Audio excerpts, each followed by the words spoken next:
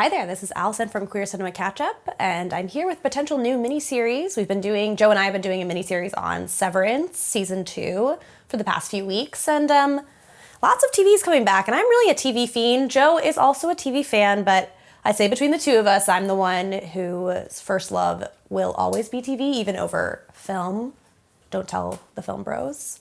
But anyway, Yellowjackets came back, I think today. Well, no. Yellowjackets came back a couple days ago, and there were 2 episodes, so I wondered if check-ins on that show might be interesting to anyone out there. And I think I'll just kind of start by saying that I love/hate Yellowjackets, and the reason is because it's such a... This is more challenging by myself. Joe's behind the camera. The reason is because a couple reasons. Love, very queer, pretty much an all-female cast. Involves my favorite storytelling setting, which is a bunch of people deserted, stranded, trying to survive. My most favorite example is, of course, Lost. And Yellowjackets is very similar to Lost, only it's a bunch of teenage girls stuck in the wilderness. What I don't like about Yellowjackets is that sometimes I feel like the show gets really wrapped up in its mystery and doesn't really have a lot of answers.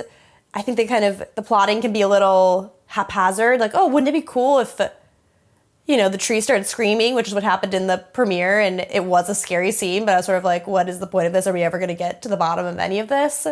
I also feel like they don't, in spite of the fact of having great actors, they don't do a lot of deep character work, especially with the younger girls. And then my biggest complaint is that I think, as much as I love seeing the 2 timeline between a younger generation and their older counterparts years later, I feel like it robs the show of a little bit of tension, because we know in the past these young girls are running around hunting and killing and eating one another, terrifying, disturbing premise.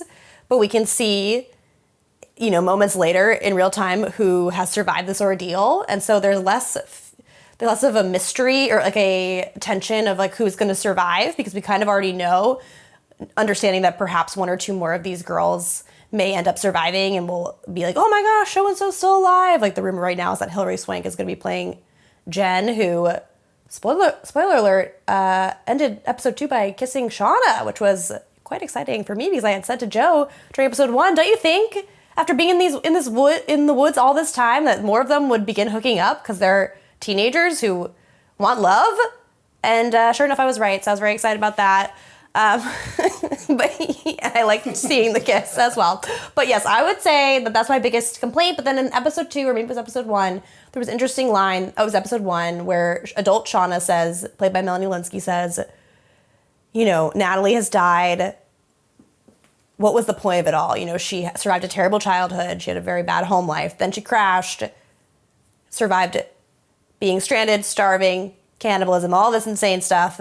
Comes back, becomes an addict, and still survives only to die, while she's still relatively young. And Shauna kind of reflects, what is this all about? If we've survived, and if we were to die right now, who would we be to the world, and what's the point of this all? And it kind of made me think how maybe the show is trying to explore like how we tell stories about ourselves and the meaning that's in our lives, even though it always ends in death, and there's always horror that comes with it in each chapter and phase around every corner. And maybe there is no meaning, and maybe that's the scariest thing of all. So I've kind of talked myself into maybe liking the fact that there are 2 generations. But anyway, if I keep doing this, I'd probably talk more about the plot of each episodes. It would be quick, it would be fun. Maybe it'll just be me. Maybe I'll make Joe sit here with me so it's a little bit less awkward. Let me know what you think, and I'll see you next time. Please check out Queer Cinema Catchup on YouTube and on wherever you find your podcasts. Bye!